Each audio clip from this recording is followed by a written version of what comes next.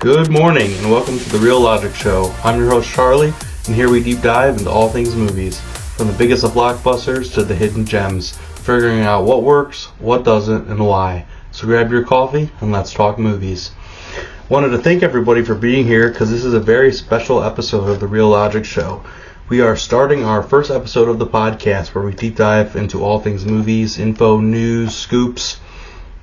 So I figured we'd just go ahead and get right into it. We're doing no editing. I eventually plan to get this going into like OBS Studios and to figure out how to manage all of that. So I kind of wanted to test this out because I plan to do these as live streams, but I wasn't granted the feature and access to go live just yet. Just due to like YouTube policy and everything, I have to wait 24 hours. So I figured this would be a good test run into how we would be going live. So I'm not doing any editing or anything to this. I'm just going to be laying down movie news topics for you, and then eventually we'd have a live chat going where I can answer your guys' questions as we go along. So for our first topic of the day, we have Scream 7 trailer sparks outrage, why some fans are threatening to skip Courtney Cox's movie. Sparks outrage as fans react to missing stars. Here's what we know about the cast, plot, and release date. The trailer for Scream 7 has landed, promising the return of familiar faces like Neve Campbell's Sidney Prescott and Courtney Cox's Gale Weathers. But instead of rousing excitement, it has triggered a wave of fan outrage. With Melissa Barrera and Jenna Ortega not returning as sister survivors, Sam and Tara Carpenter, what was meant to be a thrilling reunion, now feels incomplete. The disappointment has quickly turned to backlash, with many fans openly vowing to skip Cox's comeback, claiming the franchise has lost its heart without its new generation stars, and they are making that frustration loud and clear. So basically all that is you have all these Jenna Ortega fans that are upset that the new Scream isn't going to be including her. It's what it really sums down to.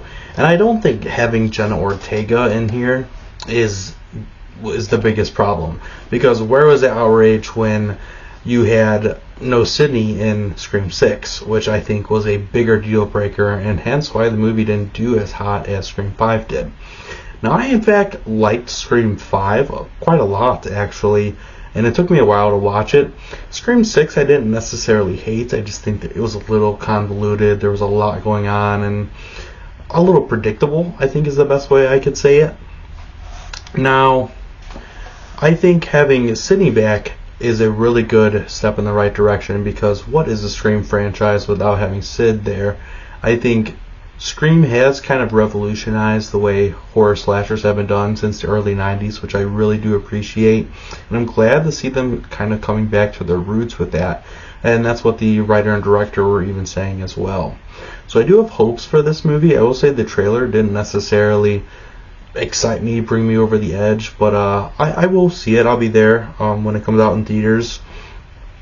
Now, I've been hearing a couple of things about this film, and they kind of relate to, so like the trailer, you had Scream, Ghostface, talking to Sid on the phone, and the way that Ghostface was talking to Sid made it seem like it was the same Ghostface from the past, which wouldn't make sense. So some speculation online is, what if Scream was to take a little bit more of a supernatural route, in how like Matthew Lillard's character from the first movie, his like spirit or embodiment is like haunting whoever dons the Ghostface mantle. Now, before we get carried away here, I don't think taking a supernatural approach for the Scream franchise to continue would be a horrible idea. The reason why I don't think it would work is because you've had different Ghostface masks throughout the entire franchise.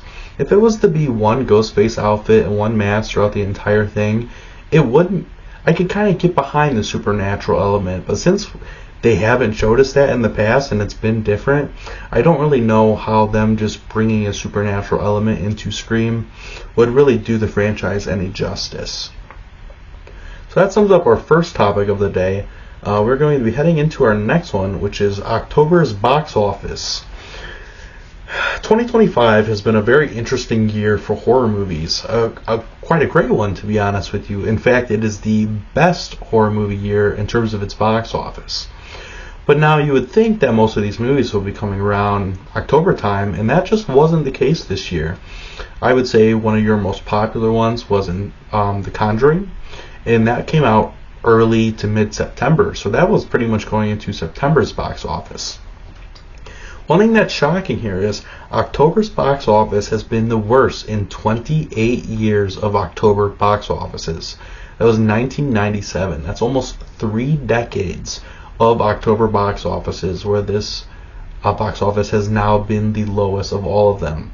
And that quite says a lot. I will say the only movie that really drew hype would have been Tron Ares in the month of October, and that doesn't say much because Ares really tanked. As much as I liked it and I would want people to go see Tron Ares, this movie did not do well, and it leads you to the question of, you have all these movies. November is quite an anticipated month coming up.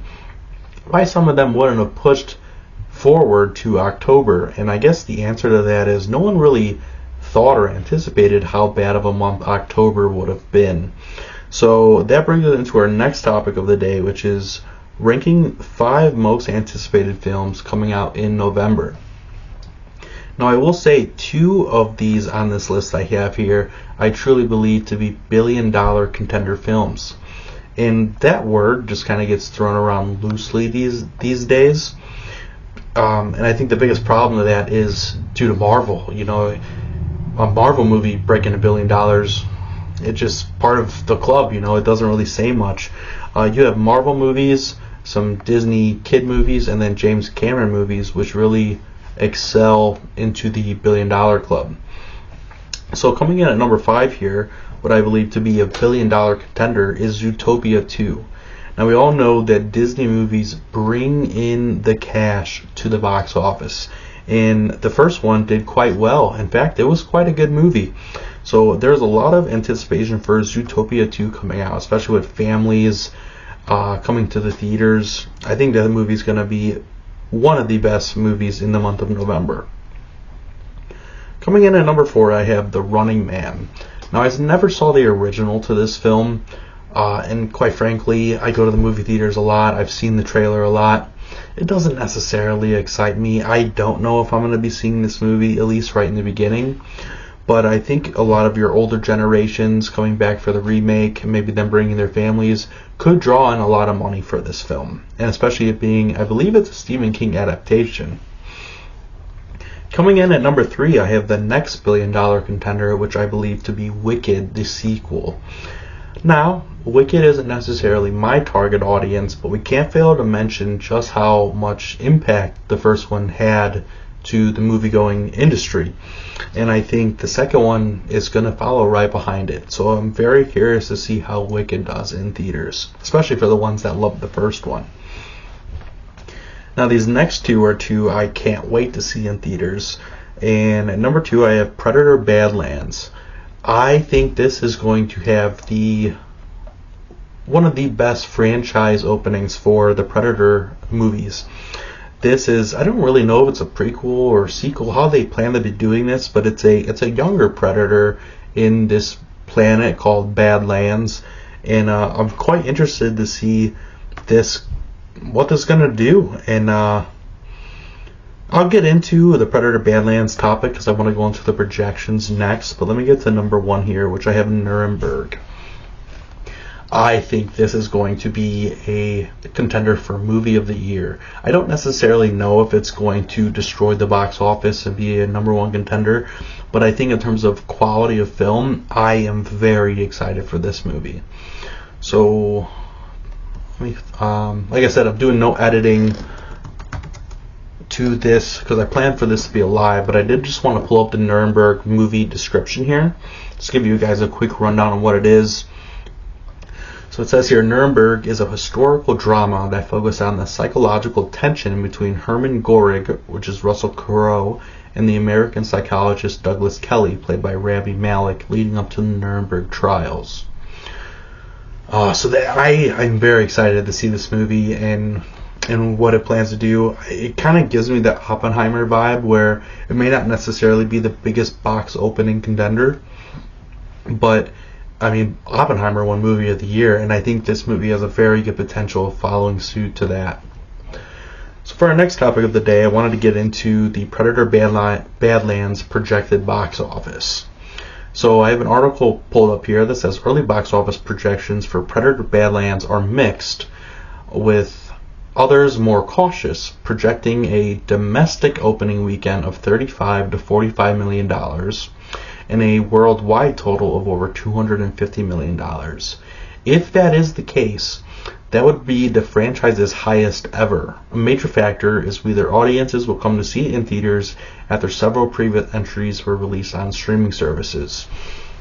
Now, what that last part's talking about is the last entry within this franchise was Prey, which was a prequel series on Hulu that came out, which was pretty critically acclaimed very well. So I think this movie does have potential to be one of the highest contenders in November, and to be seeing here if it just breaks $45 million US, how it would be the highest in the franchise, which says a lot when you account for inflation dating all the way back to the first Arnold Schwarzenegger film.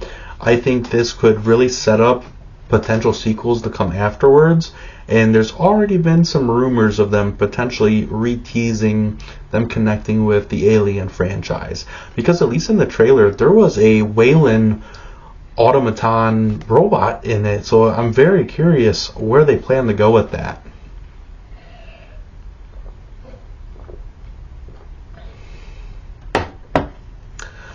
Alright, so let's move on to our next topic of the day. Netflix is now making a move to buy Warner Brothers.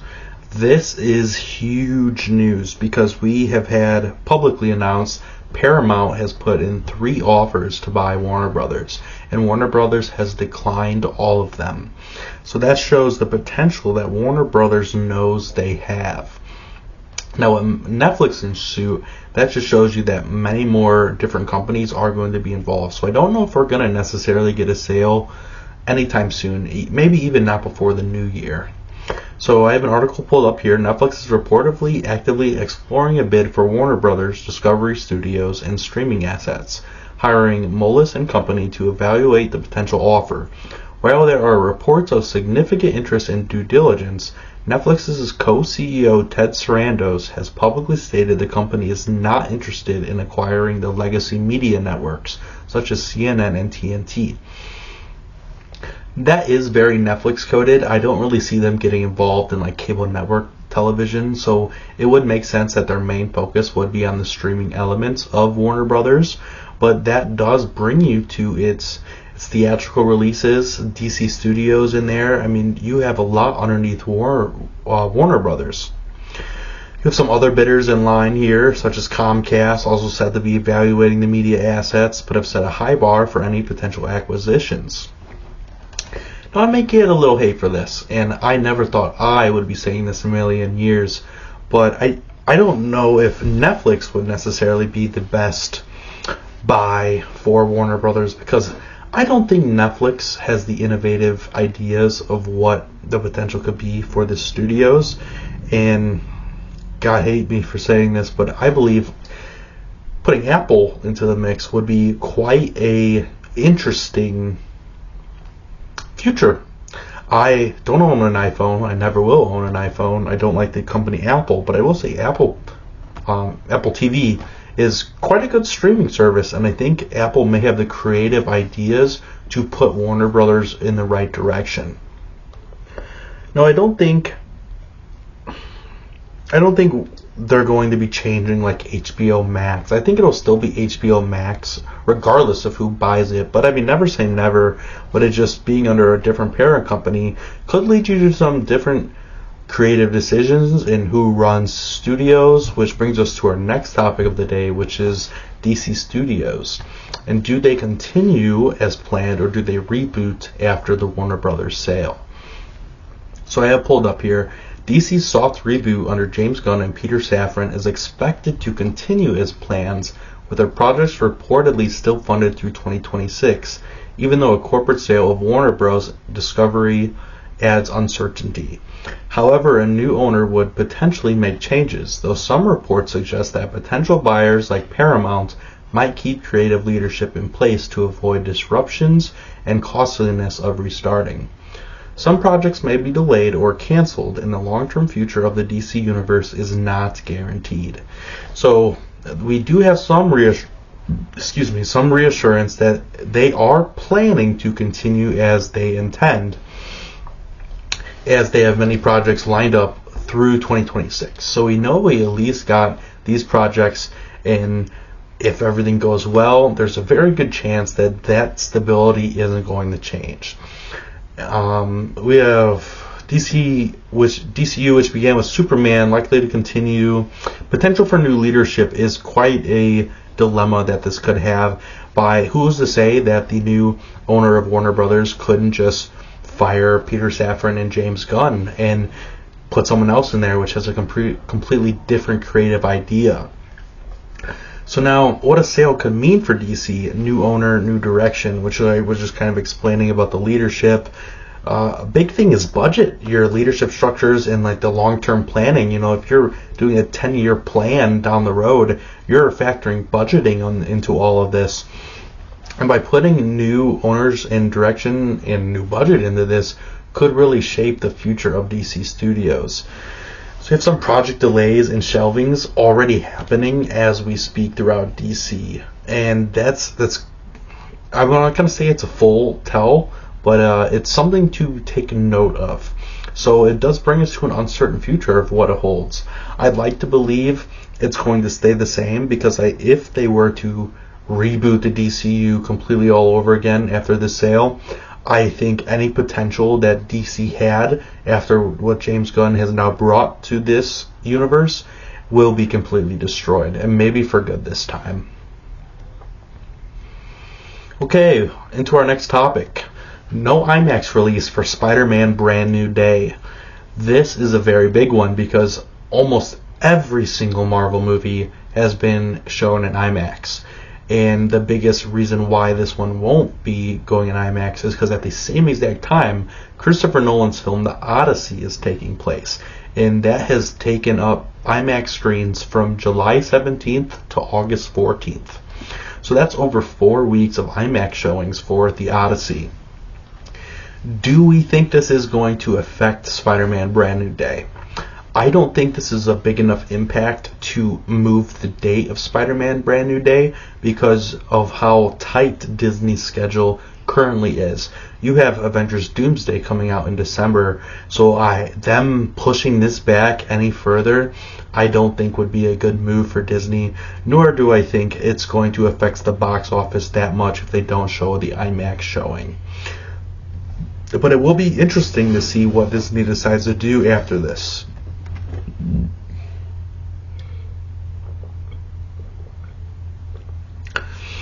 We're heading into our next topic, which is about the Super Bowl and the trailer. Which is more likely, Doomsday or Spider-Man? So rumors have been suggesting the extended trailer for Avengers Doomsday to be rumored at the Super Bowl. Now, I didn't think they were going to be showing a full trailer at the Super Bowl. I thought the most likely thing would be they'd be showing our first teaser look at the Super Bowl. But when you look at December of this year, you have Avatar coming out. And Avatar, what's interesting about this new one is its first initial trailer release were taking place inside AMC theaters. Of course, eventually they went onto YouTube and everything all over social media, but they started off in the theaters. And I think that could be something that Doomsday will do as well. So that leads us to December. I think we would get a full Spider-Man trailer and maybe a tease of the Doomsday trailer, which then come the Super Bowl time, we would be getting our first full look into Avengers Doomsday. So it'll be interesting to see what they do, because we all know the Super Bowl is one of the biggest times for movie trailers, and Marvel has 2 very big projects coming up. So I'm very interested to see how they decide to handle the marketing aspects of these. And as I've gotten older, I've kind of learned to appreciate the marketing aspects of film.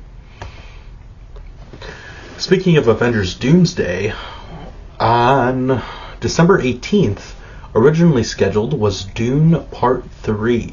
and Avengers Doomsday was originally scheduled for May 1st, 2026, but we know Doomsday has been pushed back to the same date of December 18th, which leads us to the question, will either of these movies change date?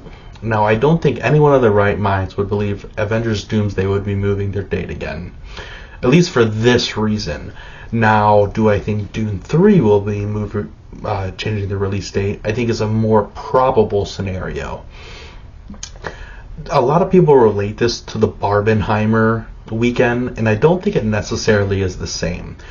Barbie and Oppenheimer were two completely different movies that brought in a lot of people to the movie theater, the theater experience, whereas both Avengers Doomsday and Dune 3 are science fiction films, and I think they're both going to do great in theaters, but I think it would be a strategic decision for Dune to move off of its release date, because we all know Avengers Doomsday, regardless of what people's thoughts are on Robert Downey Jr. and just this whole scenario, even with how mid the multiverse saga has been, Doomsday is going to break records. This is going to be Endgame level box office.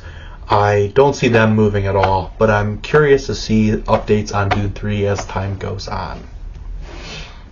Heading into some of our final topics of today. This one I have here, an article by Screen Rant. Hawkeye Season 2 looks more likely than ever after Jeremy Renner's recent update. So it's been nearly 4 years since the MCU show initially premiered. Hawkeye Season 2 is looking even more likely to happen after a recent and surprising update from Jeremy Renner. The Clint Barton actor made headlines earlier this year after revealing he turned down an opportunity to return for Hawkeye Season 2 due to a pay dispute, but it seems the actor and Marvel Studios may have resolved this issue and are moving forward. It says here, we got to where we're trying to do the second season, and I think I'll get strong enough to be able to do it, and we'll work it out. It's going to be great. Renner's comments stop short of confirming a second season of Hawkeye is in development. I find it very interesting that Jeremy Renner would do a comment like this, because typically you don't get season updates from casts of the shows. Usually they're signing NDAs and everything for that. But I think maybe a reason he is speaking out is just due to recent issues and dilemmas he's had with pay disputes with the studio itself. I think this pretty much confirms that we are getting a second season of Hawkeye. I find it interesting. I never thought it would happen due to the backlash that Hawkeye itself got as a series. I don't think it's a bad series. I think it did lack in character development for Kingpin and story itself. I didn't hate it though. I loved the Christmas aspect to it. I loved the family dynamic that Clint had and him growing as a character and kind of giving that mantle off to Kate Bishop. So by bringing him back for a second season, it kind of makes you wonder why, like after everything that he has gone through, everything he's lost, everything he's gotten back, what the plan and what the plot would look like moving forward. So we'll just have to wait and see when this officially gets confirmed, but I found this to be quite interesting news to at least discuss on today's show. Heading into our last two topics of the day, we are going to be talking about details emerging from the DC Lanterns series. The upcoming HBO Max series Lanterns, starring Kyle Chandler as Hal Jordan and Aaron Pierre as Jon Stewart, is slated for an early 2026 release following the Supergirl movie. The series will feature a mystery-driven, True Detective-style tone, be told across multiple time periods, and has finished principal photography.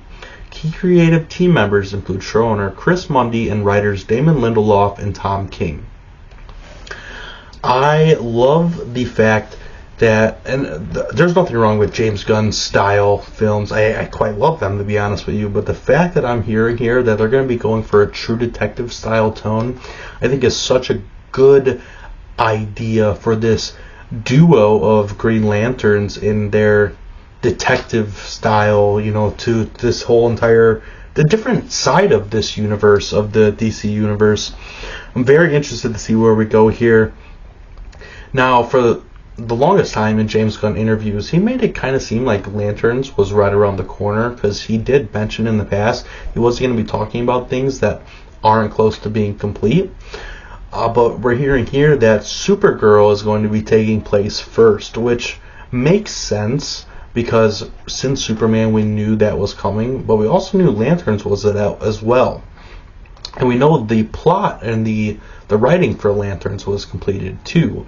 So it just shows you just how long the editing and everything takes place in the after production side of especially TV shows.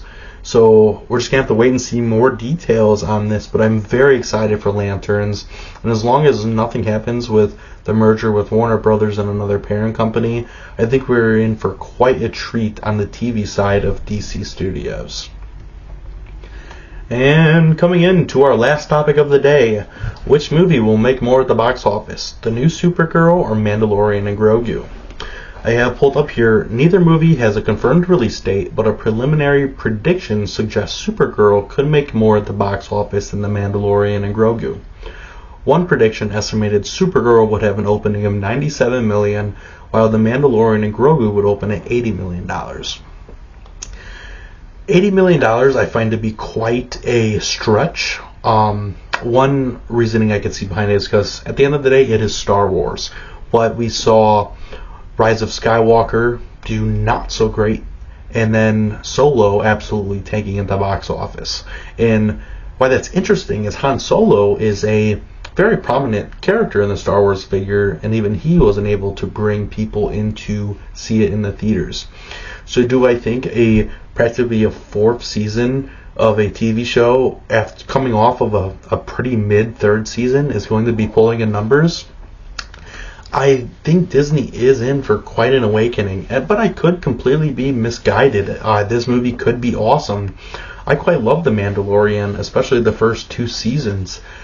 Now, Supergirl, I think that opening at $97 million is quite accurate. I can see this breaking $100 million its opening weekend because of the success that Superman had. Now, I had a very good feeling that Superman was going to be a critically acclaimed movie, but I said from the beginning I didn't think the box office was going to be that great because it was coming off of Zack Snyder's failed DCEU, and a lot of people were very hesitant on what the future of DC holds. Then you had many people like me who just love superheroes and were ready to see the new direction that James Gunn had in mind, and it turned out to be a very huge success, even if it didn't necessarily do great at the box office, especially its opening weekends. So it'll be very interesting to see where we go from here. That about wraps up our movie news topics on our first episode of The Real Logic Show. Like I said, in the future, I plan for these to be live streams, so this was just kind of a test to see how things would go without editing. Eventually, I'll be getting in the OBS studios and being able to work in, maybe getting some thumbnails in there, and just we'll be toying around with it for the future. So if you guys liked this, please let me know in the comments. Thank you for watching. If you could leave a like, comment, and subscribe, I'd really appreciate it. This channel has meant a lot to me, going ahead and doing this for you guys and giving you different segments of the shows, from movie reviews to franchise breakdowns to now this podcast format of episodes of just movie news, upcoming projects.